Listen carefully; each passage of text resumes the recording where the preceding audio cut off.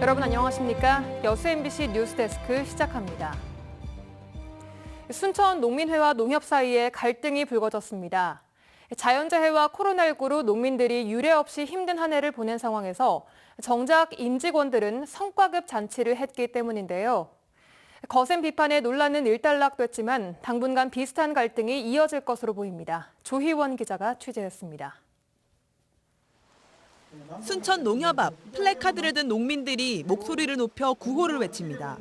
농민조합원의 고통을 외면하고 조합장, 대변인 노릇 앞장서는 비상임 이사진은 사퇴하라!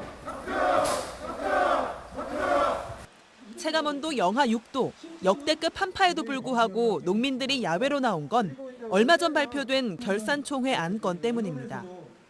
순천농협은 지난해 106억 원의 흑자를 내자 임직원들에게 14억 원의 특별 상여금을 지급했습니다.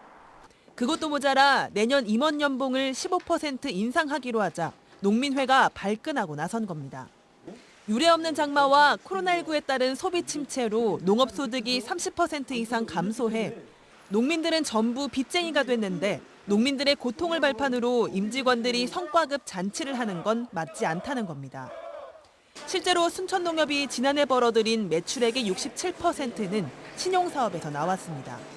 조합원들한테는 말 한마디 않고 조합장, 상임이사, 상임감사 이 임금을 15% 대폭 인상하는 것을 그것도 도둑처럼 슬그머니 호주머니를 털어서 돈을 벌었으면 이것을 다시 돌려줘야 할 것인데 이걸 어디다 쓰고 있습니까? 순천농협은 지난 2013년 이후 8년 동안이나 임원 연봉이 동결됐는데 조합원 규모를 고려할 때 턱없이 낮은 수준이라 인상이 불가피했다고 설명했습니다.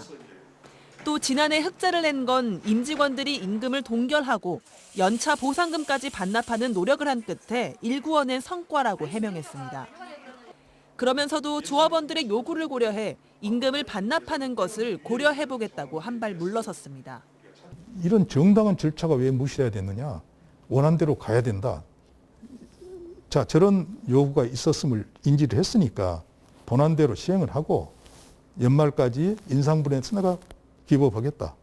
농민회는 임금 반납 결정은 환영하지만 영농자재 이자 감면 등 풀어야 할 숙제가 여전히 많다며 감시와 투쟁 활동을 예고했습니다. 이에 따라 봉합되지 않은 갈등이 다시 수면 위로 떠오를 가능성도 남아 있습니다. MBC 뉴스 조희원입니다.